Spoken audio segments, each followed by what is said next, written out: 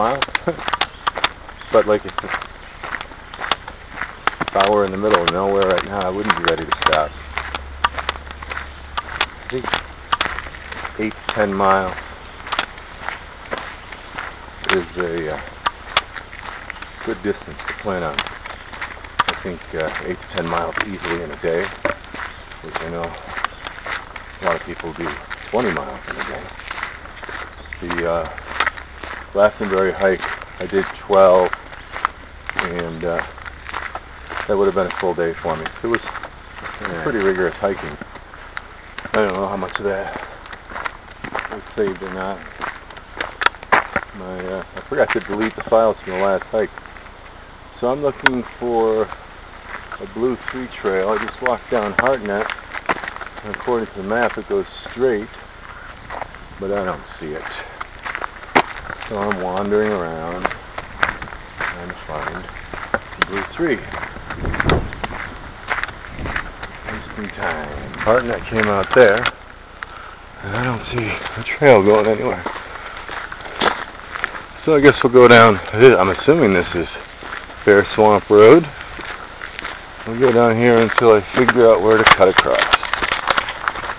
Alright, so you hang a right off of Hartnett and you come down Bear Swamp Road. To the south, just, I don't know, 25 yards, and Blue 4 goes that way, and Blue 3 goes this way, so I'm assuming I see a tag, I'm sure it's 3. So, yeah, certainly lacking a detailed map, that's for sure. Well, Blue 3, I'm just a little bit into Blue 3, and we got a nice incline. So, I mean, compared to what I did the other week, this is nothing, but for this trip, this is one of the longest and most aggressive inclines. Not too bad. Definitely uphill. And this is Blue 3 coming up. This is the Y. You have yellow 4 that way, and yellow 3 this way. I need yellow 3. It's 308 at yellow 3 intersection with Blue 3. So that was nice. I had a little bit of an incline, nothing crazy. Nothing crazy at all. I hear that ticking. I'm trying to get rid of something loose on the inside. I'm going to take this thing apart and figure out what it is. I don't think I'm going to be buying another camera soon, so we'll keep tearing this one down and turning it into what I want it to be. I think I'll fill the inside with like foam or hot glue or something to help isolate the sound from the housing. I thought about disconnecting the microphone and putting an external on, but I don't think I'll do that. So anyway, we're on yellow 3. I mean, we're definitely on the home stretch now. I'm heading south, which is the right direction if you were trying to go back to the parking lot. And I mean, I don't feel exhausted, but I definitely feel the hike, which is good. That's what I wanted. I mean, I really wanted to spend the night out here somewhere, but that didn't happen, but for a good reason, so I won't complain about that.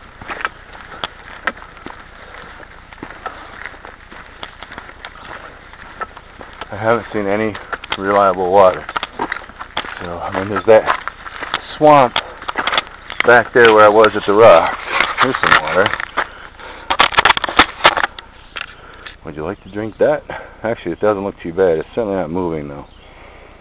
So that would put the filter to its test. This actually isn't a bad spot to camp. There's a nice little ridge right over there where you could be kind of hidden from the trail, just about the right distance off. But with the swamp around, I don't know. It's nice. The thing I like about this hike is that you got to see a lot of different trails. So as much as I was complaining about the path, the actual hike called the Long Loop, Cortland Long Loop, being pieces of a bunch of different loops, different trails. The nice thing about that is each trail kind of had its own look. I mean, some were road-like, some were deer path-like, some were ATV trail-like, and like this one here. It's totally different than the ones that I saw before. So it's kind of nice. You get a different terrain. I mean, it's not like climbing up a mountain and getting into different elevations and different groves of trees, but at the same time you get similar to that. And look at this huge open area. I don't know if you can see it, but yeah, there's lots of trees there, but the canopy is way high. And there's undergrowth, but there's a heck of a lot of room in between, so that's cool. These are hardwoods, mostly. And so that's the nice thing about this hike. That even though it's not an exciting hike, there's nothing really challenging about it. You do get to go through some different terrain, and that's kind of nice. Plus, it's right here. I mean, it's 10 minutes from my house, so you can't beat that. No doubt about it. If you ever wanted to get away, if I ever wanted to get away, and this hike's nice. It's a little 8-mile loop. I think a good overnight option would be to take the loop in the same direction that I did, but just because the yellow one I think turns to yellow 6. As I mentioned, there's a nice spot up on the hill to camp. I think that's a mile in. Haul your stuff in, set up camp, spend the night there, and then finish the loop in the morning. And I think that would make a nice overnight. Definitely a good test to see how you do on an extended distance. And before 2 weeks ago, I didn't even know if I could go 4 miles with a pack in a day. And now I know I can go 12 with elevation changes. So every little bit helps as far as trial and error and figuring out what you want to do. But what you can do. This is pretty section. Hardwoods.